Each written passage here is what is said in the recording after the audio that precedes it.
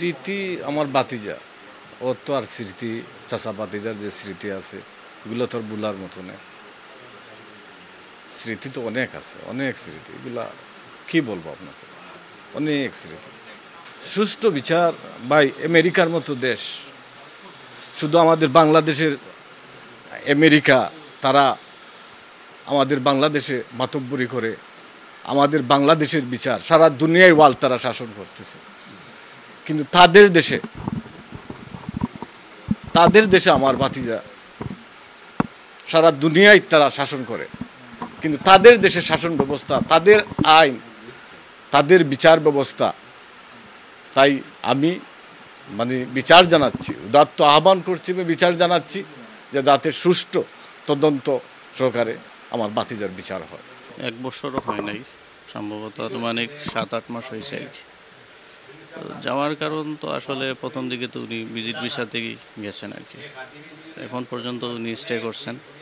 তো যাওয়ার মূল কারণ আসলে ভিজিটে থেকে উনি সম্ভবত ওনার জীবন জীবিকা নির্বাহের একটা চেষ্টা চালাচ্ছিলেন আর কি।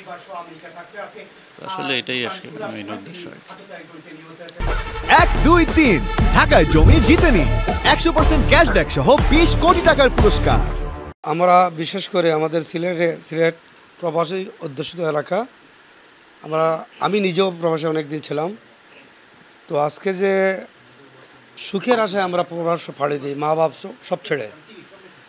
1 বছর হয়েছে আমার ভাইটা যে আমেরিকাতে গেছে সপরিবারে, ছোটো ছোটো বাচ্চাও এখানে আছে।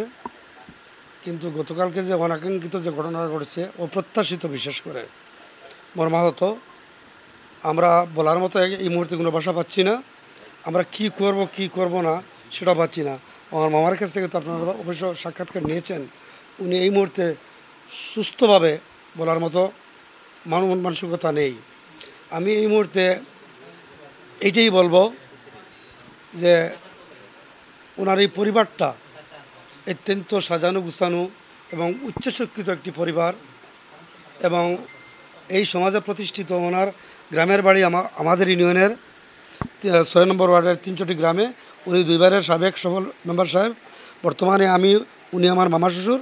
আমি বর্তমানে ওই ইউনিয়নের চেয়ারম্যান হিসেবে দায়িত্ব পালন করছি। যে এখন আমাদের যে দাবিটা, আশাটা, যেটা তো হবার তো হয়ে গেছে, আমরা আমেরিকা সরকারের প্রতি অনুরোধ করব যে সুষ্ঠু তদন্তের মাধ্যমে যারা সন্ত্রাসী কাজ করেছে, হত্যা করেছে, তাদের যেন আইন অনুযায়ী সুষ্ঠু বিচারটা আমরা দাবি করছি। আর আমি জিঙ্গাবাড়ি ইউনিয়ন পরিষদের একজন খাদেম হিসাবে আমেরিকাতে বসবাসরত যারা আমাদের প্রবাসী ভাইয়েরা আছেন, আপনারা দয়া মেহরবানি করে এই যে আমার ভাইটা মারা গেছে, ওনার ওয়াইফ এখানে আছে, ছোটো ছোটো 2টি মেয়ে আছে, ওদের প্রতি আপনারা সাহায্যের হাতটা বাড়িয়ে দিবেন এবং এই যে লাশটা কিভাবে ইসলামী শরীয়ত মোতাবেক ওনার বাবারা সবাই বসে পরবর্তীতে সিদ্ধান্ত নেবেন, দেশে আনবেন না, ওইখানে দাফন করবেন। আপনারা প্রবাসী আমেরিকায় যারা আছেন তাদের প্রতি অনুরোধ থাকবে, ওই পরিবারের পাশে আপনারা দাঁড়ান।